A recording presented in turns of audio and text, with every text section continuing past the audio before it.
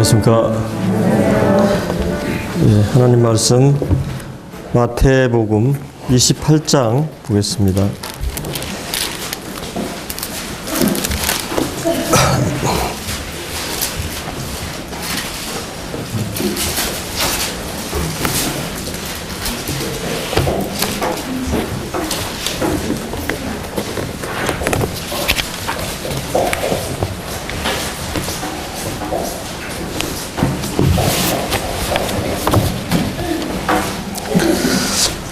마태복음 28장 1절로 4절까지 우리 함께 읽겠습니다. 시작.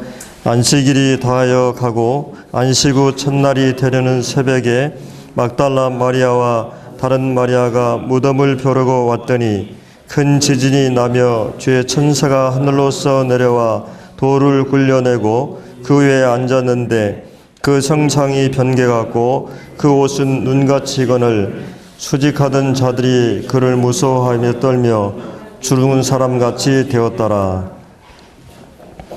오늘은 마태복음 28장 1절로 10절 말씀을 가지고 저희들이 부활에 대한 부분을 함께 나누도록 하겠습니다. 이 부활은 기독교 교리의 핵심입니다. 다른 모든 종교하고 차별되는 것이 바로 예수님이 부활한 사건이거든요. 물론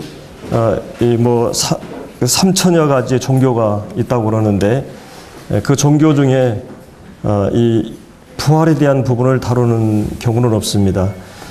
우리 인간의 가장 고질적인 문제가 바로 이 죽음의 문제인데 죽음의 문제를 극복한 그런 종교는 없는 것입니다.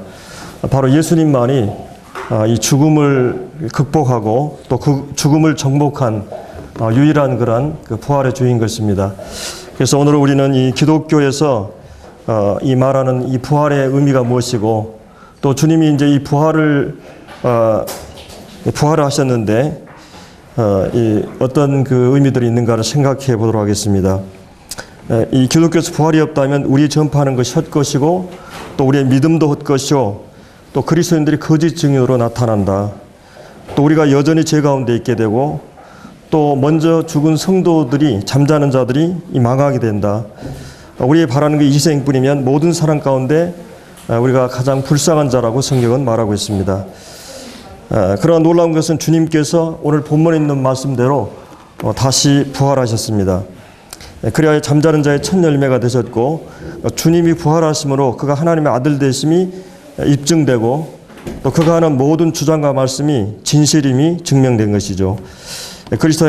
그리하여 그리스도 안에 모든 자들도 주님처럼 부활할 것을 우리는 소망하고 있습니다. 이런 죄사함이 확증되고 미래의 복스러운 소망을 우리가 바라보게 되는 것, 이 모든 것이 바로 예수님의 부활에 근거하고 있다는 이런 것을 우리가 생각해 볼 수 있습니다. 우리가 그 성경 전체에 보면 특별히 신약에서는 이 마태복음 28장, 마가복음 16장, 또 누가복음 24장, 그리고 요한복음 20장, 21장에서 이 부활에 대한 부분을 다루고 있습니다.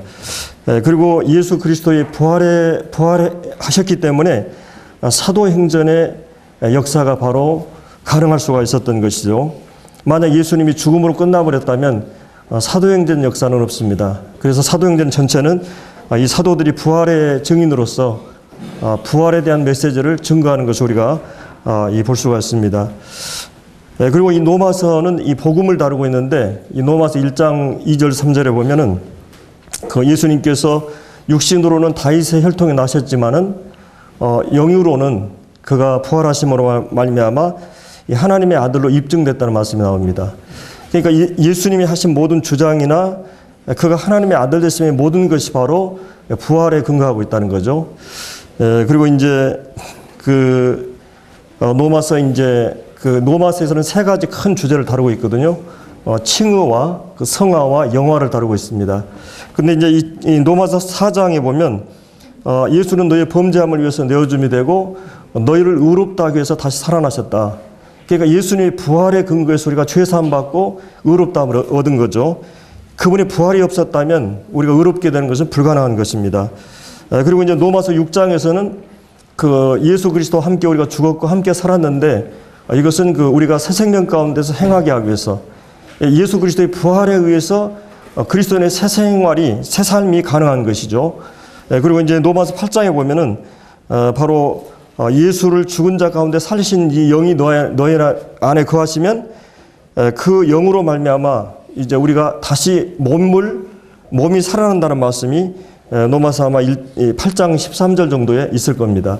그래서 이런 모든 말씀들이 우리가 믿음으로 의롭다함을 얻는 것도 이 부활에 근거하고 있고, 그 다음에 예수 그리스도의 부활하심으로 말미암아 새 생명이 주어졌기 때문에, 부활의 생명이 주어졌기 때문에 그리스도인의 삶이 가능하게 되고, 그 다음에 우리의 몸이 궁극적으로 구속하는 것도 예수님을 부활하게 하신 그 부활의 능력이 우리를 몸의 구속을 이루실 것을 말하고 있는 거죠.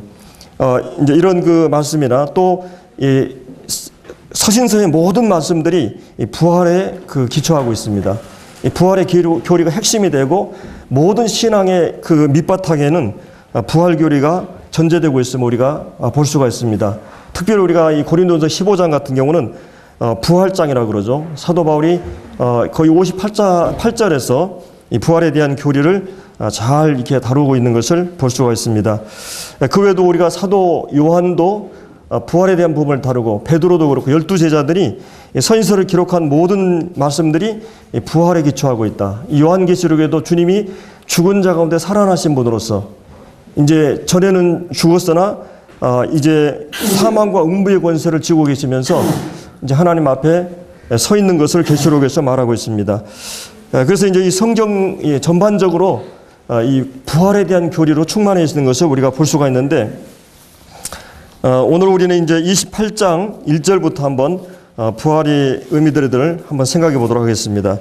자, 먼저 우리가 28장 1절에 보면 안식일이 다하여 가고 안식 후 첫날에 되려는 새벽에 막달라 마리아와 다른 마리아가 무덤으로 보려고 왔더니, 자, 여기서 이제 안식일은 금요일 저녁에서부터 초요일 저녁까지죠. 그래서 예수님께서 금요일 날 오전 3시에 십자가에 달리십니다. 그래서 이 마가복음 보면은 이 제3시에, 우리나라 시간으로는 9시거든요. 9시에 주님이 십자가에 매어 달리시고 3시간 동안 온갖 모욕을 받으시면서 고통을 당하십니다. 그리고 이제 정오가 되었을 때 갑자기 그 제6시로부터 어둠이 임해서 제9시까지, 그러니까 정오로부터 오후 3시까지 완전히 어둠이 이제 꽉 찬 상태가 되죠. 그 주님이 이제 엘리 라마 사박다니, 나의 하나님 어찌 나를 버리셨나이까, 이렇게 절규하는 모습을 우리가 이제 볼 수가 있죠. 그리고 이제 3시에 주님이 그 운명을 하십니다. 다 이뤘다 하시고 또 자기 영혼을 하나님께 맡기시면서 마지막 돌아가시게 되는데, 그러고 나서 이제 아리마대 요셉 그 무덤에 이제 장사 지내게 되죠. 그래서 아마도 이 여인들은 그 예수님이 운명하실 때 가까이 계셨던 여인들이거든요. 그리고 이제 이 여인들은 예수님의 그 운명을 보시고 장례 지낸 데까지 다 가까이 하셨어요. 그러고 나서 이제 안식일부터 유대인들은 저녁에 시장을 본다든지 그런 게 불가능하거든요. 물론 이 여인들이 그 사이에 아마 향품을 준비했는지 모르겠어요. 근데 이제 그 안식 후 첫날이면은 그 주일 아침이죠. 주님이 부활하신 그 아침, 아마도 이 학자들은 5시 정도로 말합니다. 이 막달라 마리아는 우리가 잘 아는 그 7 귀신이 들렸던 그런 여인이었죠. 정말 비참한 그런 그 귀신의 지배를 받고 이 더럽고 추한 그런 삶을 살았던 여인이었는데, 주님의 능력으로 귀신 쫓김을 받으시고 이제 새롭게 변화되어서 평생 주님을 이렇게 같이 섬겼던 아름다운 그런 부녀들과 함께 이런 여인이었거든요. 여기 보면은 그 막달라 마리아가 아마 새벽 5시 정도 이곳에 왔다고 이렇게 봅니다. 그리고 이제 그 다음 또 다른 사람이 오고 한 5시 반 정도, 그 다음에 이제 이 소식을 베드로 요한이 알고 한 6시 반 정도 이 베드로 요한이 무덤에 간 것으로 이렇게 볼 수가 있습니다. 여튼 저도 이제 이 말씀 묵상을 하면서 제 여동생이 아마 제 기억으로 3살 정도 됐을 때 어떤 질병에 의해서 죽었어요. 저희가 원래 8남매지만 실제는 11남매입니다. 근데 3명이 이제 죽었었는데, 제 그 밑에 동생이, 죽게 되었는데, 저희 그 아버님이 이제 어부셨기 때문에, 이렇게 이제 바다에, 고기잡이 가시면은 한 몇 개월 이렇게, 어떤 경우는 막 6개월, 1년까지 이렇게 계시다 오시기 때문에, 저희 어머님하고 저희 형제들, 그리고 이제, 아무도 없었어요. 그래서 이 아이가 죽었는데, 이제 아이를 그 이렇게 시골에서 보면은 그 돌무더기로 해서 이제 무덤을 만듭니다. 그 이렇게.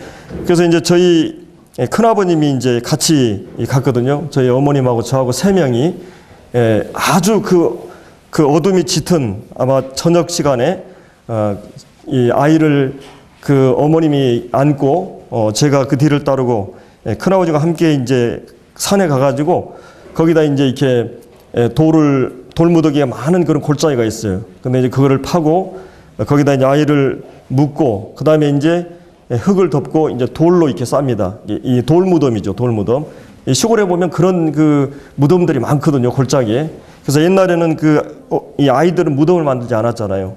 그래서 이제 그랬는데 제가 참 그때 굉장히 겁이 났어요.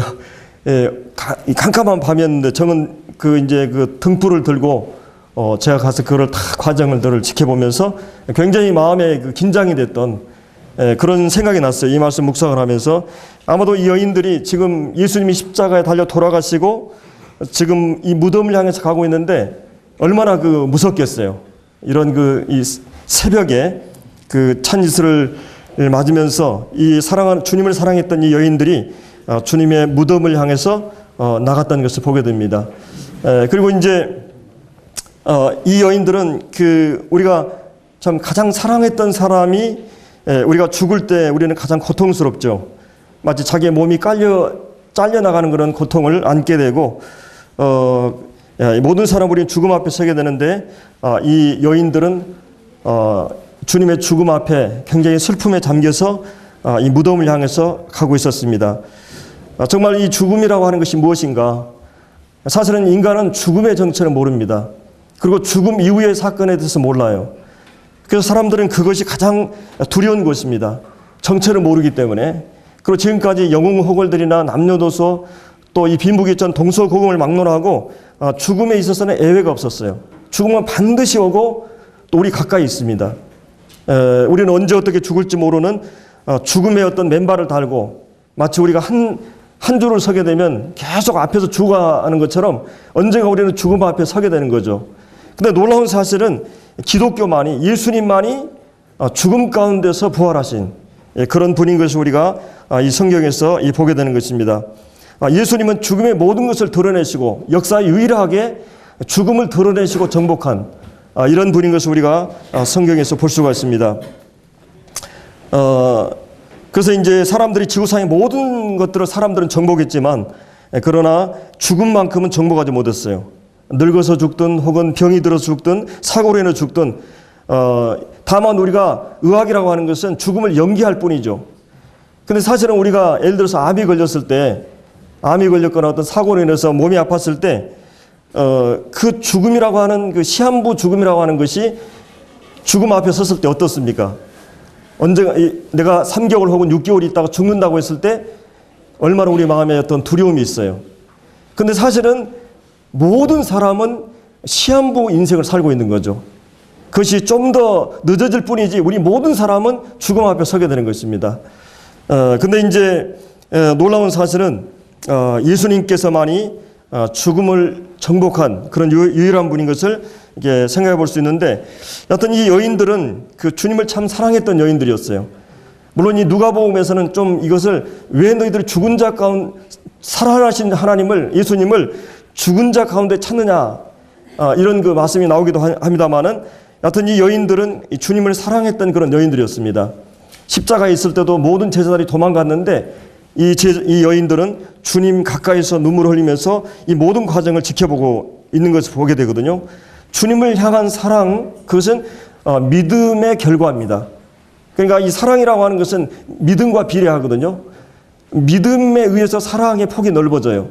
그러니까 주님을 사랑하는 것은 믿음과 다 연결이 있습니다. 그러니까 우리가 주님을 사랑하면 반드시 행동으로 나타나게 되는데 이 사랑이라고 하는 것은 믿음에 의해 주어진 것이에요.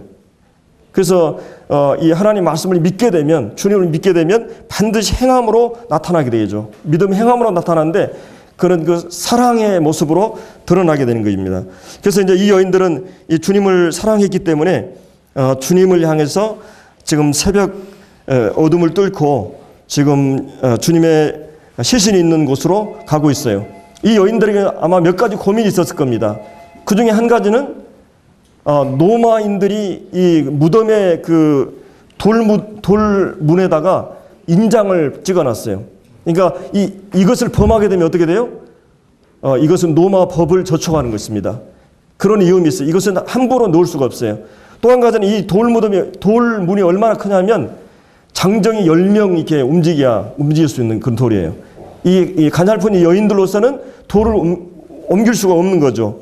그리고 또 한 가지는 이 로마 병사들이 여기서 지금 보초를 서고 있습니다. 아마 그때 당시에 이 칼을 들고 창을 들고 보초를 서고 있어요. 이런 세 가지 난제가 이 여인들에게 있었어요. 근데 놀라운 사실은 주님께서 이 돌무덤을 이제 이 마가복음에 보면 이런 말이 있거든요. 누가 우리를 위해서 이 무덤문에서 돌을 굴려주리요. 누가 이 돌문을 열어줄 수 있겠느냐. 이런 고민을 하면서 가고 있었어요.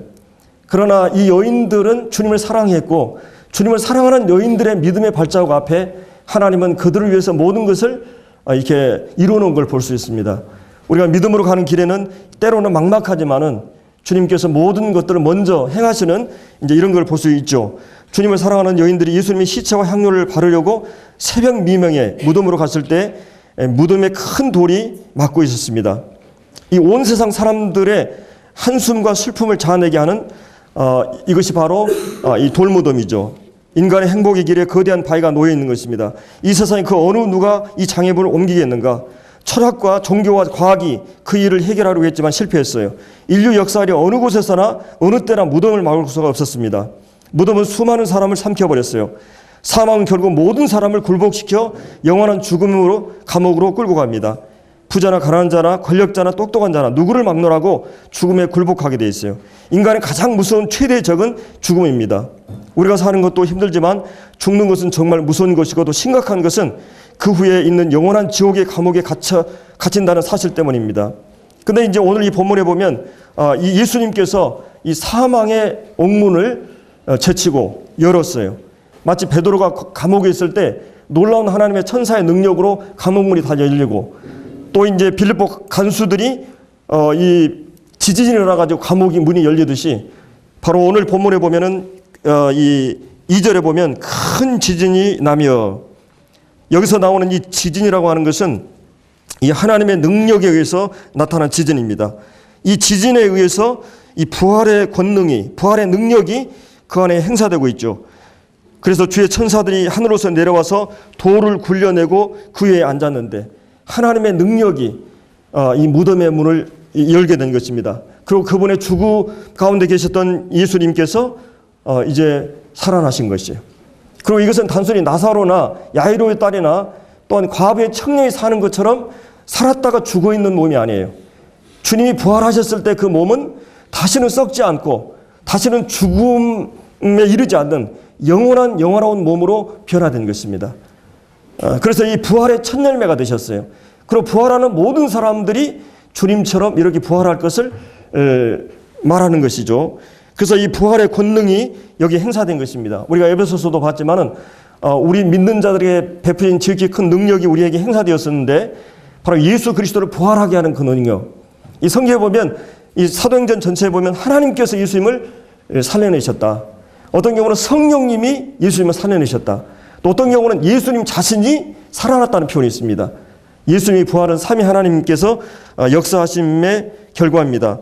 그래서 이 부활의 권능을 말하고 있고 3절에는 그 형상이 번개 같고 이 천사들의 모습을 얘기하고 있는데 그 옷은 눈과 같이 희건을. 근데 예수 그리스도를 믿고 구원받은 성도들이 영화를 입을 때 우리가 천사와 같이 된다는 말이에요. 마태복음 23장에 보면 그 사두개인들이 부활이 없다는 사두개인들이 예수님을 와서 시험했을 때 너희가 예수님의 하나님의 능력도 하나님 말씀도 너희가 몰라서 그렇게 한 거다. 너희들이 하나님의 말씀과 하나님 말씀에 대한 무지와 하나님의 능력에 대한 무지 때문에 그런다. 그러면서 그들이 주님 앞에 부활되었을 때 우리가 천사와 같이 된다는 말을 하거든요. 근데 이 놀라운 사실은 이 3절에 보면 그 형상이 번개 같고 그 옷은 눈과 같이 희건을, 이 무덤 문이 열렸다는 말은 이 천사들처럼 주님이 영광스러운 몸으로 변화되어서 하나님 보좌 우편에 앉아 있는 것을 말하는 것이에요. 여기서 중요한 것은 28장 2절에 부활의 권능을 말한다면 3절은 이 부활의 영광을 말해요.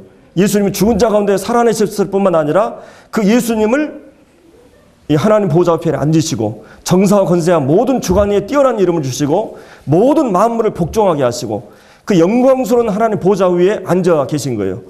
그리고 그분은 교회의 머리가 되시고 머리 대신 그리스도와 몸된 교회가 함께 더불어 왕노릇하는, 이제 이 보좌는 이 천하 만물을 다스리는 통치하는 영역이에요. 모든 통치가 이 보좌로부터 흘러나오는데 예수님이 그 보좌에 앉아 계세요.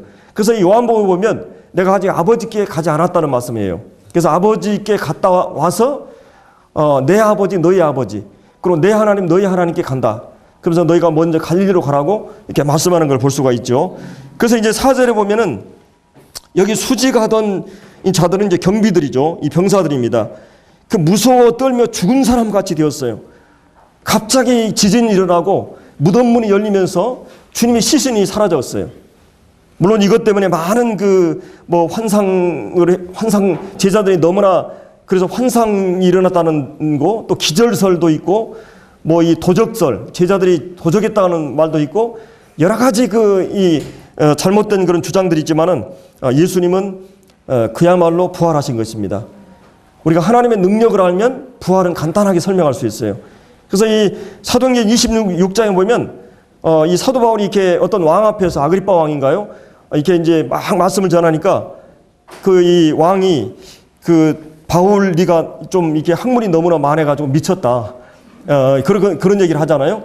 그때 이 사도 바울이 뭔 얘기를 하십니까? 이 부활에 대한 증거를 할 때 하나님께서 하나님께서 예수님을 살려내는 것을 하지 못할 줄 아느냐. 그러니까 하나님이 어떤 분인가 아면 부활의 문제를 간단히 설명할 수 있어요.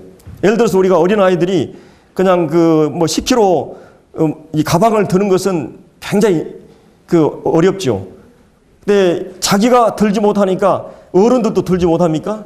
어른들에게는 간단한 문제예요. 그러니까 우리 인간이 할 수 없고 정복할 수 없는 그런 영역이 있지만은 그러나 하나님에게 있어서 부활은 간단한 문제예요. 우리에게는 그 기적의 사건이지만 하나님께서 하나의 상식이고 일상적인 일일 수 있어요. 그분의 능력이 있는 분이기 때문에. 그래서 여기 이제 이 4절에 보면 이들이 무서워 떨면서 죽은 사람 같이 되었다고 말하고 있어요. 정말 사람들은 어떤 그런 경이로운 사건 앞에 두려움을 갖게 되죠. 그리고 이 벌벌 떨게 되고 죽은 사람 같이 되었어요. 근데 이 놀라운 사실은 이제 이 여인들이 누구를 처음 만납니까? 천사들을 만나죠. 오늘 이 본문을 크게 두 가지로 보면 이 여인들이 주님을 사랑했던 이 여인들이 천사들과의 만남의 사건이 있고, 두 번째는 이제 이 9절부터 10절은 예수님과의 만남의 사건이 있어요. 제가 우리 수요일 날 저녁에 성경 공부하면서 이걸 잠깐 정리해서 나눈 적이 있는데, 오늘 이 본문에서는 이 여인들이 천사들과의 만남. 근데 이제 5절에 보면 천사들이 여자들에게 일러 가로되 너희는, 그러니까 이 4절에 있는 사람들은 그 사건 앞에서 두려워서 공포에 떨고 있어요. 근데 이 5절에 보면 천사들이 여자들에게 말하고 있어요. 너희는, 주님을 사랑하는 사람들에게, 거듭난 성도들에게 너희는 두려워하지 말라. 인간의 가장 실존적인 그런 밑바닥의 문제는 뭐냐면 이 죄로 인해서 사망이 왔고 그 사망 앞에서 누구나 두려워하게 되는 것입니다. 사람은 이 두려움에 휩싸이게 됐어요. 근데 여기서 너에게 무서워하지 말라, 이런 위로의 메시지를 여기서 말해주고 있는 것입니다.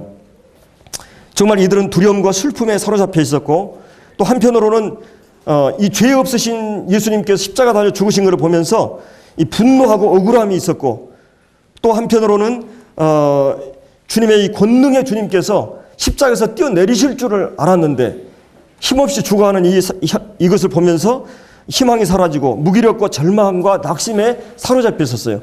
이 여인들은 이제 주님을 그의 삶의 모든 것으로 여겼어요. 제자들도 마찬가지죠.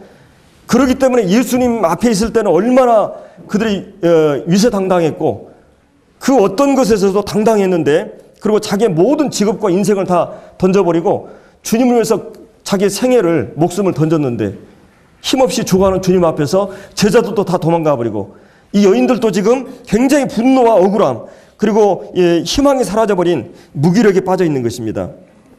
이 여인들은 도대체 무슨 생각으로 이 무덤에 왔을까? 어떻게 보면 우리는 남자들은 어떤 생각을 합니까? 이 남자들은 굉장히 객관적이고 종합적이고 논리적이고 이성적이에요. 예를 들어서 여러분들이 어떤 사고가 나면 이 남자들은 벌써 수습할 일을 생각해요. 그러니까 여성들은 굉장히 감성적이고 주관적입니다. 그래서 이렇게 굉장히 그 어떤 사건이 일어나면 뭐 운다든지 감정이 먼저 나와요.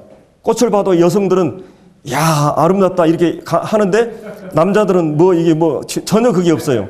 그러니까 이걸 하나님께서 남자를 머리로 여성은 가슴으로 만들어놨기 때문에, 그렇다고 여성들이 또 이성적인 사람이 없는 게 아니에요. 다 있는 거죠. 남성도 마찬가지지만.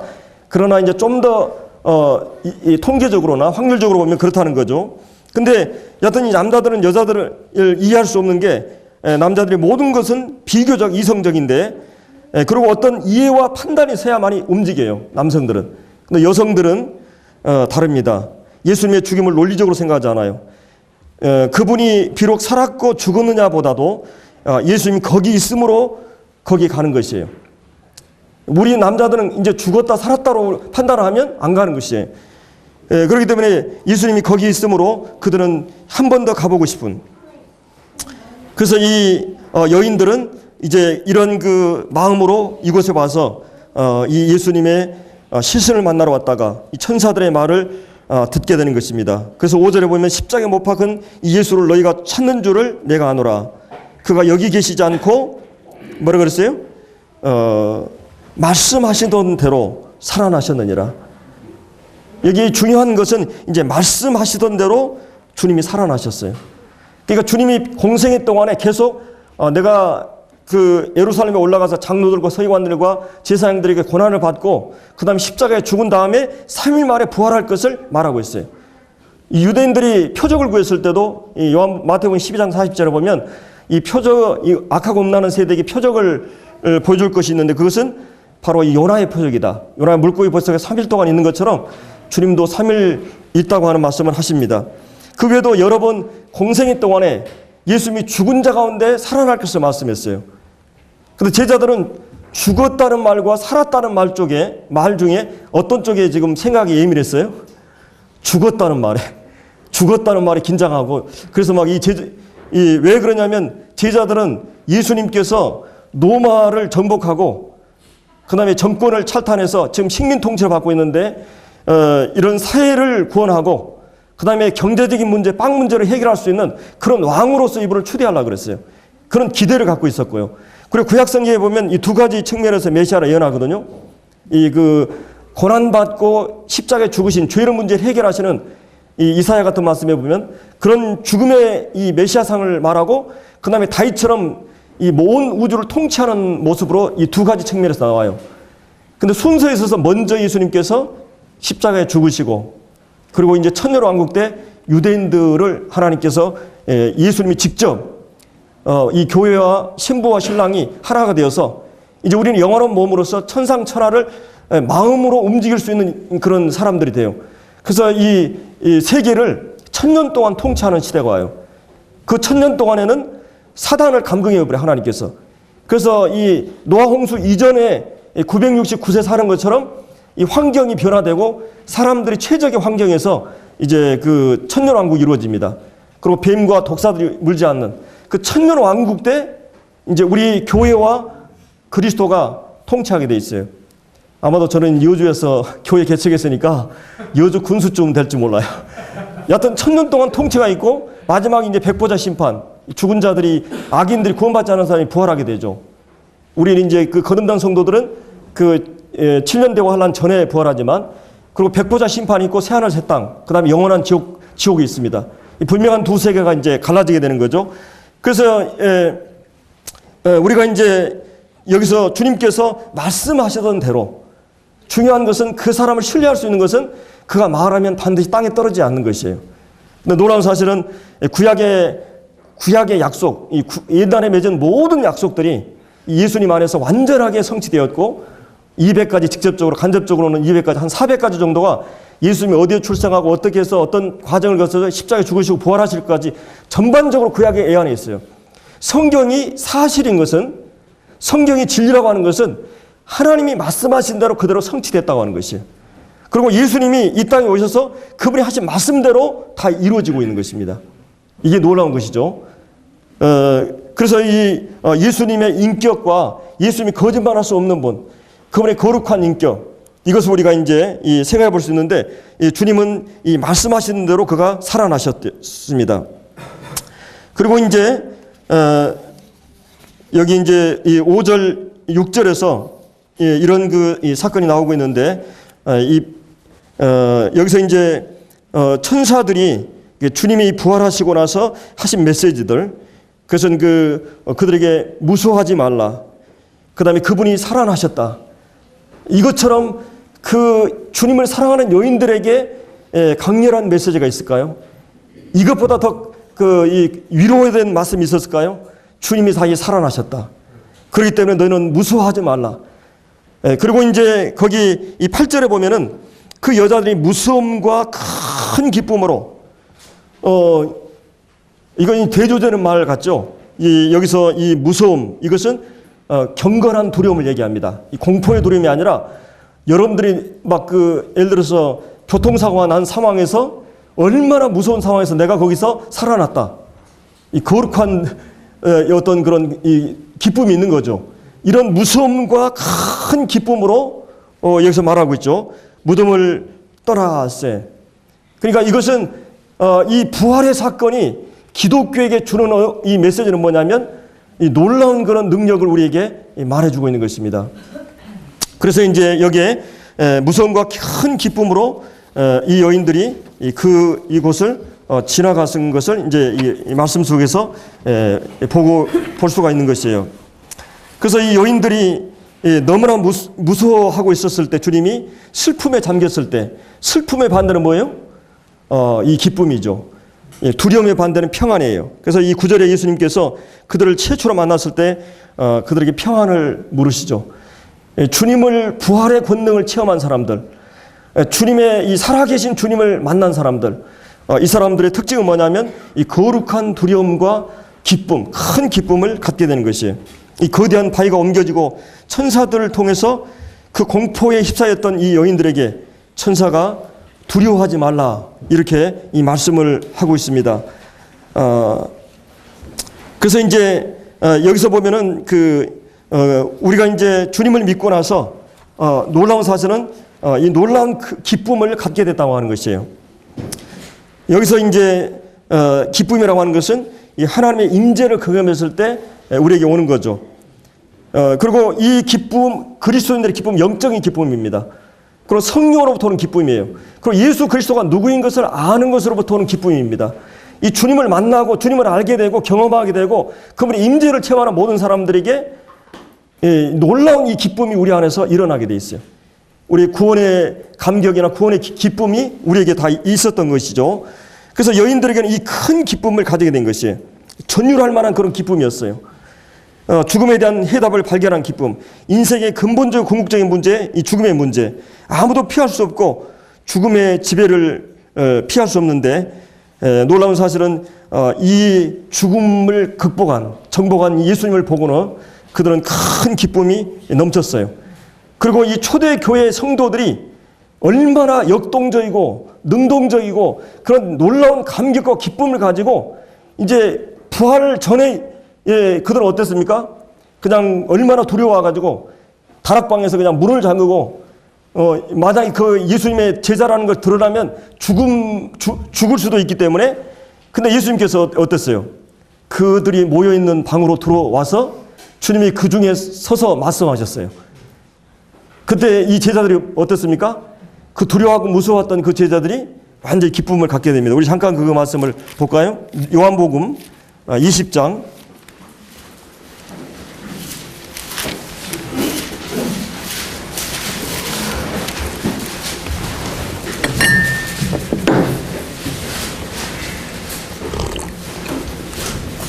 19절.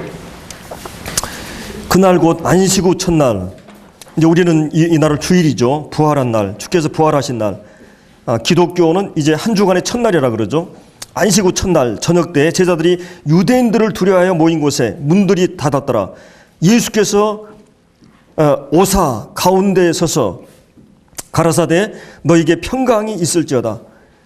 여러분들이 예수님을 보게 되면, 예수님을 목격하거나 예수님의 음성을 듣게 되면, 우리가 지금 이 시간도 이 말씀을 통해서 주님의 음성을 듣게 되고 어떤 정도로 영적인 그런 하나님의 임재를 체험하게 되면 주님께서 평강이 있을지어다. 왜냐하면 예수님께서 죄의 문제를 완전히 해결하시고, 죄의 문제가 해결되면 죽음의 문제가 해결되기 때문에, 사실은 인간의 두려움의 모든 원인이나 결과는 뭡니까? 이 죄와 사망입니다. 예수님은 이 원인과 결과를 해결했어요. 그렇기 때문에 너에게 평강이 있을지어다 이 말씀하시고 성과 옆구리를 보시면서 제자들이 주를 보고 뭐예요? 기뻐하더라. 주님을 목격한 사람들, 이제 그 기쁨은 한 번 있는 기쁨이고 사라지는 기쁨이 아닙니다. 이건 영원한 기쁨이라 그랬어요.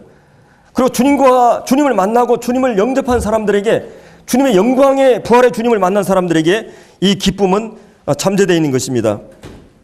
그래서 이제 21절에 예수께서 가라사대 너에게 평강이 있을지어다. 아버지께서 나를 보내신 것 같이 나도 너희를 보내노라. 주님을 경험하고 만난 사람들에게 사명을 주시죠. 이제 이 그리스도를 증거하라고 천사들도 이 여인들에게 사명을 주세요. 주님을 경험한 사람들에게. 그래서 성령을 이제 그들에게 주시면서 23절에 네 죄든지 사하면 사해질 것이요 네 돈이 그대로 두면 그대로 있으리라. 여러분이 침묵하면 사람들은 죄사함의 진리를 몰라요. 여러분들 입을 벌려서 복음을 증거하면 사람들이, 영혼들이 구원받고 죄사함 받고 이 부활의 권능을 체험하고 하나님을 만나게 되는 것이에요. 그래서 여기서 중요한 말씀은 이 놀라운 기쁨을 갖게 되었다고 하는 것. 그리고 이 사도 바울은 이 빌립보서 1장 12절에 보면 나의 당한 일을 통해서 이 복음의 진보가 되었다. 그가 감옥에 들어가고 고문을 당하고 핍박을 당했는데 그가 당한 모든 고통이 오히려 복음의 진보를 가져왔다면서 기뻐하고 있습니다. 그리고 인간관계의 모든 갈등들을 얘기하면서 나는 그리스도인을 기뻐한다. 죽음의 문제 앞에서도 나는 주님에게 더 가기를, 살든지 죽든지 내 몸에서 그리스도를 존경하게 된다. 인간이 가장 딜레마가 뭐냐면 환경으로부터 오는 고난이나 어려움이에요. 그리고 인간관계의 갈등, 그리고 죽음이라고 하는 가장 무서운 갈등 앞에 바울은 이 기쁨을 말하고 있어요. 그것이 바로 이 주님의 부활의 권능. 그래서 빌립보서 3장 10절에서 내가 예수 그리스도와 그 부활의 권능과 그분의 죽으심을 본받아 어떻게 하는 주님을 알고자 하는 그런 말씀을 하고 있죠. 그 부활이 삶에서 실제 경험하기 위해서 죄를 이기고 성도를 사랑하고 용서하고, 이건 부활의 권능이에요. 인간의 어떤 이성이나 논리로 할 수 없는 일들을 실제로 할 수 있는 능력, 이 부활의 권능을 그는 말하고 있는 것입니다. 그래서 이 기쁨을 우리는 소유하고 있어요. 이 주님이 내 죄를 사해 주셨고 이제 나는 잠시 그리스도인에게 죽음이라고 하는 잠자는 것이에요. 여러분이 잠자라고 할 때 두려워한 사람 있어요? 무서워한 사람 있어요? 수술실에 들어가면서 어려운 사람이 있습니까?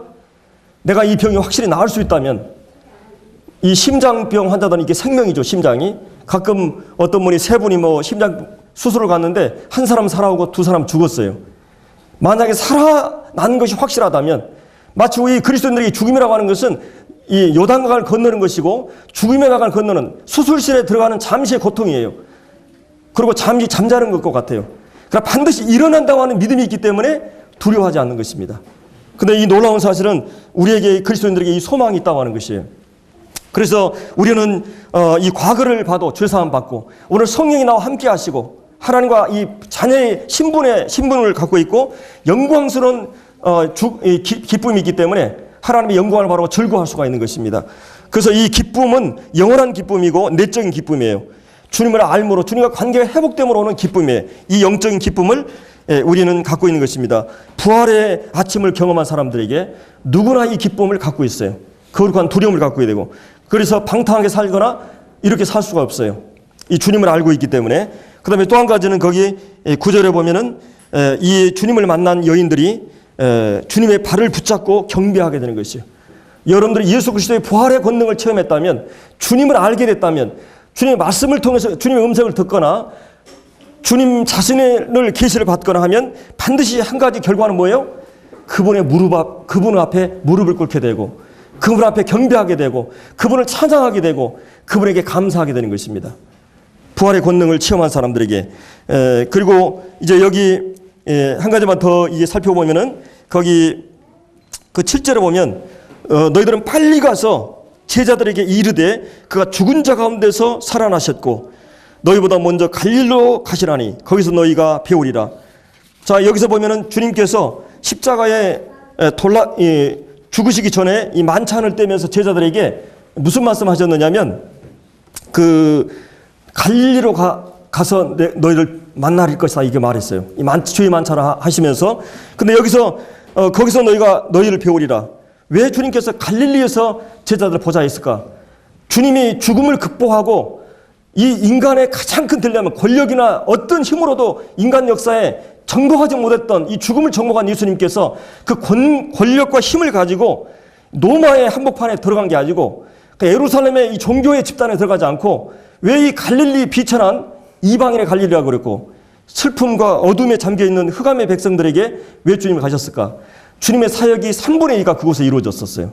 이 갈릴리. 그리고 이 소외된 모든 인재 등용이 제외된 장소. 이런 그 갈릴리, 비천한 이 갈릴리. 왜 주님은 이곳을 제자들을 뵙자고 그랬을까요? 거기 7절 하반절에 보라 내가 너희에게 뭐라 그랬어요? 일렀느니라. 주님이 그 전에 제자들에게 말씀했다는 말이에요. 내가 이 만찬을 떼면서 십자가 통과하기 전에 너희들에게 한 말이 있다. 너희들 갈릴리에서 보자. 가끔 우리가 그런 말 하죠. 우리가 어디서 보자. 비장한 각오를 할 때 우리가 어디서 보자. 주님께서 십자가의 그 관문을 통과하고 나서 구속을 완성하시고 나서 부활하신 다음에 우리가 거기서 보자. 거기서 보자. 그 갈릴리는 어떤 곳입니까?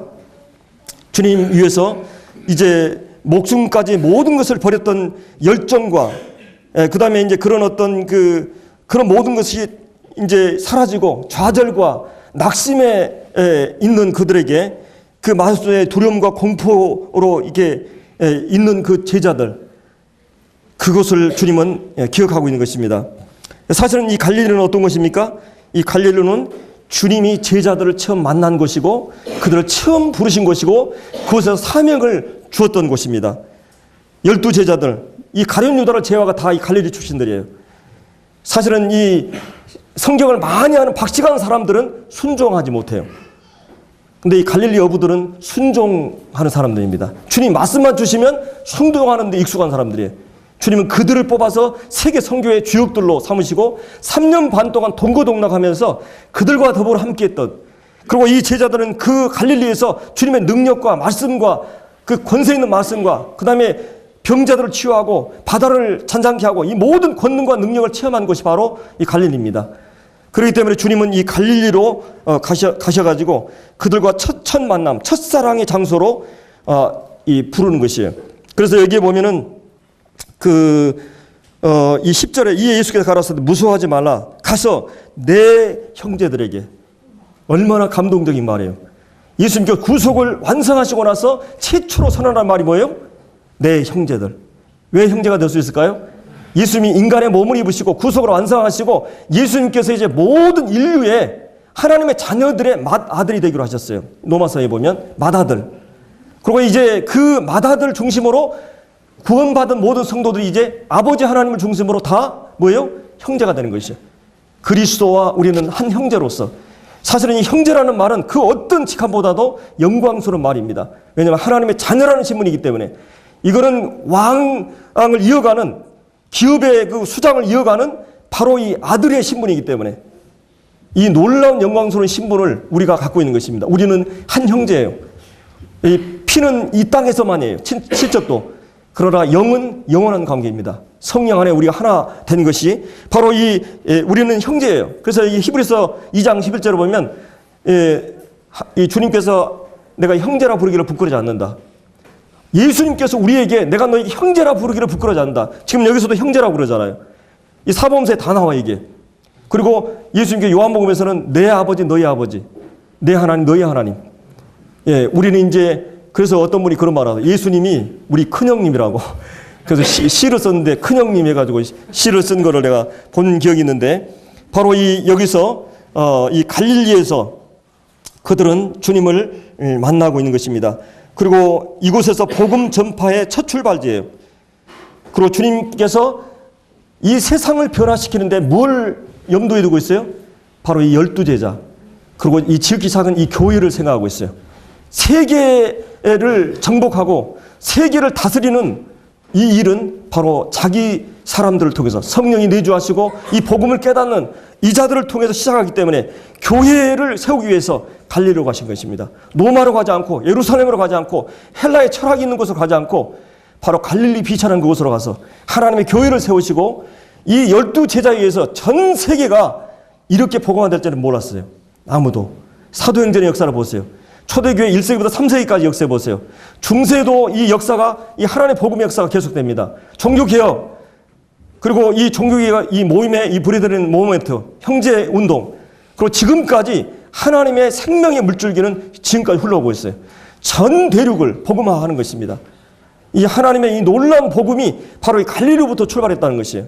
그래서 어떤 분은 뭐 예루살렘 교회, 안디옥 교회, 노마 교회 그러는데 어떤 분은 갈릴리 교회라는 페마를 붙였더라고요. 갈릴리 교회.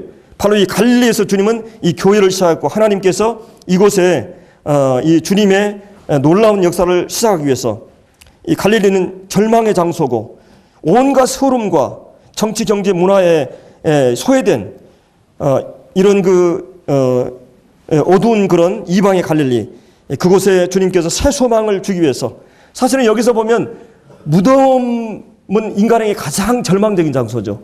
베드로 예수님 배신하는 자, 갈릴리 가장 비천한 자, 이런 그 극과 극의 역설이 여기 있어요. 인간의 가장 실존적인 죄의 문제, 죽음의 문제, 여기에 그리스도의 부활이 나타나고 거기에 놀라운 기쁨이 있고, 이거 기독교예요. 다른 종교에는 이것이 없는 것입니다. 그래서 그곳에 새 소망을 주기 위해서, 새 사역의 비전을 그들에게 주기 위해서 주님은 자기가 선택하셨던 자기 사람들 끝까지 사랑하기 위해서 바로 거기에 간 것입니다. 기독교의 출발지, 바로 이제 이곳에서 주님께서 다시 모든 걸 시작하기 위해서, 모든 것을 희망의 원점으로 하기 위해서, 지난 실패와 좌절 다 잊고 새롭게 출발하기 위해서, 갈릴리 그곳은 회복의 장소고 이 부활의 장소인 것입니다. 그리고 사랑과 열정과 믿음과 그리고 이 사명이 상실되고 지금 기가 죽어 있던 그 세상의 유혹으로부터 좌절되었던 그들에게 이 세상의 치열한 전투를 하고 세상에 영향을 미치기 위해서 그들에게 다시 힘을 주기 위해서 회피하고 도망친 곳, 그들을 새롭게 하고 그들을 영적인 싸움터로 보내기 위해서 주님은 그 갈릴리로 가셔서 그들의 마음을 일으켜 세우고, 세상 가운데는 이 부르심을 보라 문벌 좋은 자, 또 이 지혜 있는 자, 유능한 자가 많지 않지만 그들 가운데 하나님이 거하시고 하나님이 그들을 통해서 역사를 이루기 위해서 주님은 이 갈릴리로 가라고 말씀하셨어요.